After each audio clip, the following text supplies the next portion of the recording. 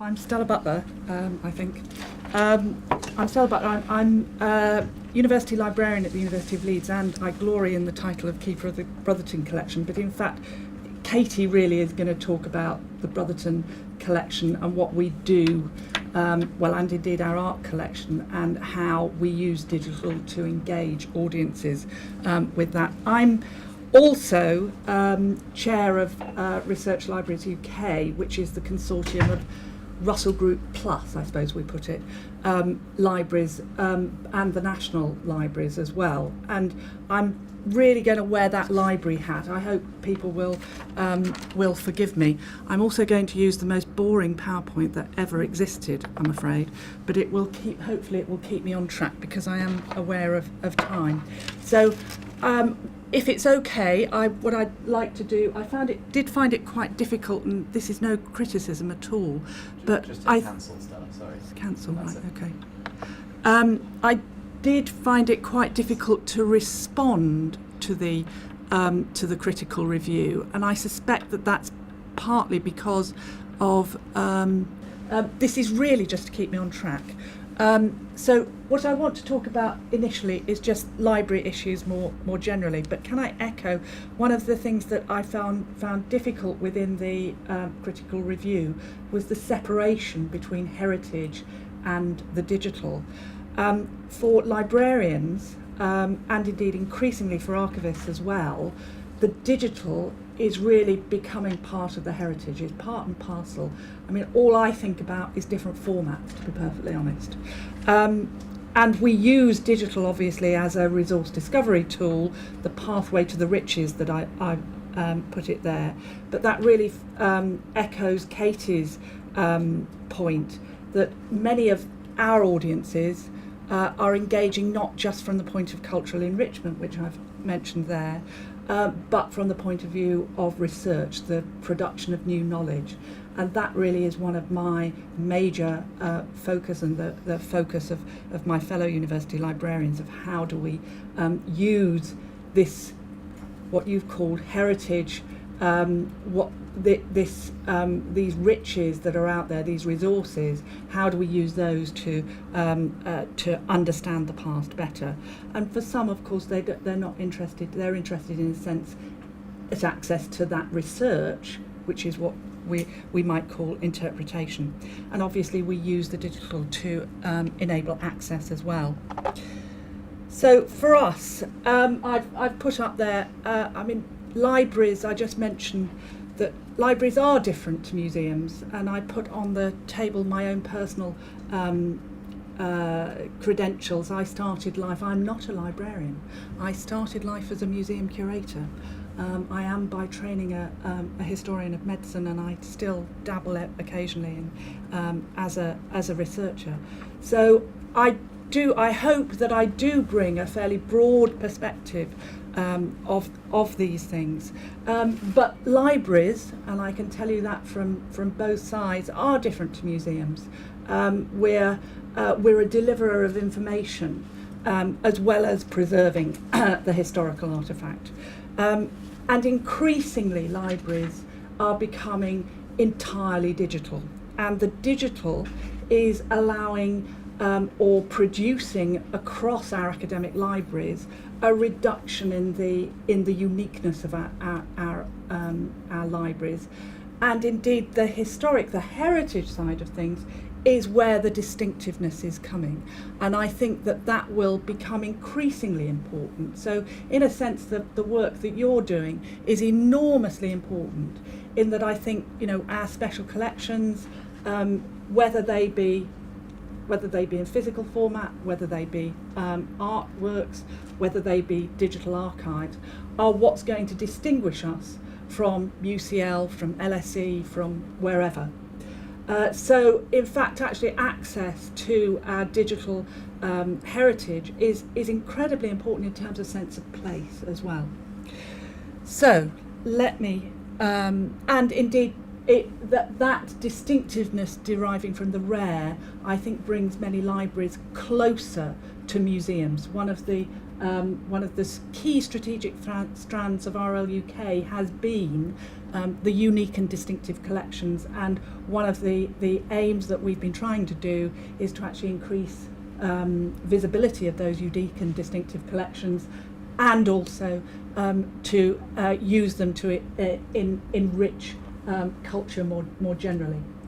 So RLUK, we are in the process of producing a new strategy. So this is incredibly useful for me personally, in terms of the contribution that I'm making to that strategic plan that will determine our direction for the next 3 years or so. And one of the things that we do want to see is a coordination of digitisation, the production, and by that I'm talking about the production of surrogates, and surrogates both of objects, but also of obviously we're very engaged in producing surrogates of printed collections. And another thing to note perhaps is that I currently chair or have just begun to chair the academic advisory panel for a big JISC welcome project to digitise the printed book heritage around 1780 to 1815 of medical, very broadly, medical heritage in this country. And we're hoping to learn a lot from that about stopping the duplication of digitisation, trying to coordinate the information about what's being done where, and so on and so forth. And we're very interested in making sure that we can develop common formats and standards, and the use of this kind of surrogacy in terms of preservation. One of the differences between librarians and museum curators, and I'm not sure that we might need to edit this bit of the film, but one of the differences is that librarians throw things away. And I know that's anathema to museums, but we have one of the big challenges for librarians as we move into a digital age, and we don't expect to be buying print books by 2020, and we will have a long tail of very high volume, what we might call low value, and we can discuss value at length, but low value print collections. And one of the ways in which and they take up an enormous space, which is money. And money means we can't spend as much on people like our research fellows and so on and so forth for university librarians. So it's very important that we get to grips with managing that.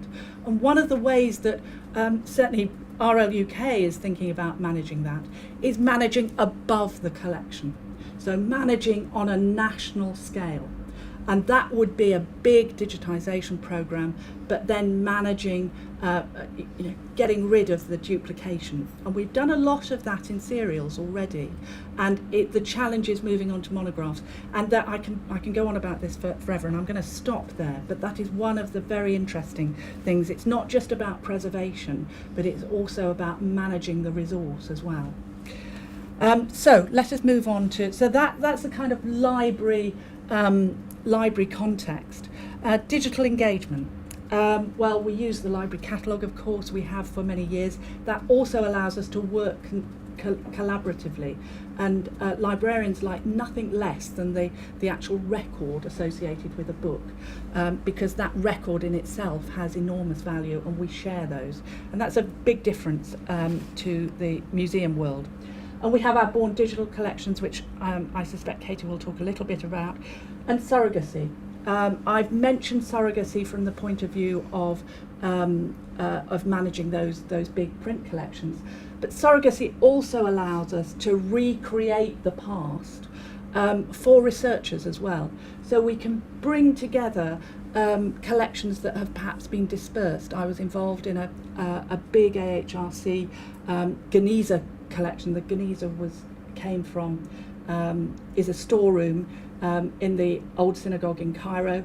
It got dispersed at the end of the 19th century. There are Geniza collections all around the world, and one of the things that is going on, although we're not doing it as well as we should, but one of the things that is going on, and one of the potentials to going on, is to recreate that Geniza through digital collections. But we've done it with medieval manuscripts as well. You often, within special collections, get one bit of a manuscript in one library. In the Bibliothèque Nationale in France, there's one bit of a manuscript. The other bit is in the John Rylands Library in Manchester, and we recreated that in the digital arena. So actually recreating the past is something that one can do. And then most of what you've concentrated on, I think, is interpretation or cultural enrichment. So, interpretation. Digital labels versus print. I had a problem with your critical review in that what's the difference between putting a print label next to a clay tablet, which is, contrasting those formats, to putting a digital label next to a print book? I think that's something that you need to think about, so that perhaps comparing how, I think for me, I'd be interested in how visitors engage with the print interpretation compared to the digital interpretation. It's not just, and that I suppose leads one into the different audience, and we've talked a little bit about audience behaviour, and I think perhaps bringing in the digital natives versus the digital visitors. We know that people behave differently. My son lives entirely in a digital world. In terms of his social interaction, it's that the digital is his route into that. Whereas, other people, I don't live in a digital world, I visit. But sometimes actually when I work, I do live in a digital world. People will see me, I'm driven by my task list and my email, because that's the world in which I live. So I think actually thinking about the context and how people engage with the digital and engage with the print would help bring about that. I put personalisation in there because that's one of the key drivers for libraries at the moment. We are looking at ways in which we can personalise the experience of that, particularly as they engage with the digital. So that, for example, our resource discovery services, we're looking at how we can use the digital information that we have to drive a visitor experience. So to make it more like Amazon, effectively. If you've looked at this, other people have looked at that and have found this very useful. You've looked at this already, you might want to look at this. Just simply saving your searches as well. Very important.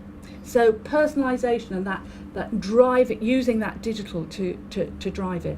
And we've mentioned, of course, Ancestry UK. It's a great example of how the digital actually structures and helps bring together families, apart from anything else, but also helps people with their research. And the digital, of course, for libraries fulfills the anytime, anywhere, any place. So it does have an effect on place, and we want it to, in a sense, we want to take place out of the agenda. But of course, for the heritage, the place does have great significance as well. Somebody has mentioned, and I won't, books are very hard to exhibit, and obviously, things like turning the pages means that you can just simply display more. And I finish on just a note. You mentioned about crowdsourcing exhibitions, and we've mentioned the audience voice and so on. Katie and I have been talking about crowdsourcing exhibitions in our future, and I just wonder whether it's my financial dream but Katie's nightmare. I just wonder about that tension and what's driving the crowdsourcing. Because many people are coming to museums because they want to know, they want the value of that interpretation, they want the expert opinion. So we have to think, I think, very carefully about how the digital, because of course the crowdsourcing is largely done through the digital arena, how that does affect somebody's experience. And that's a very, very rapid leap through, and I'm happy to answer or indeed engage in conversations of the challenges that I've put up there on the table.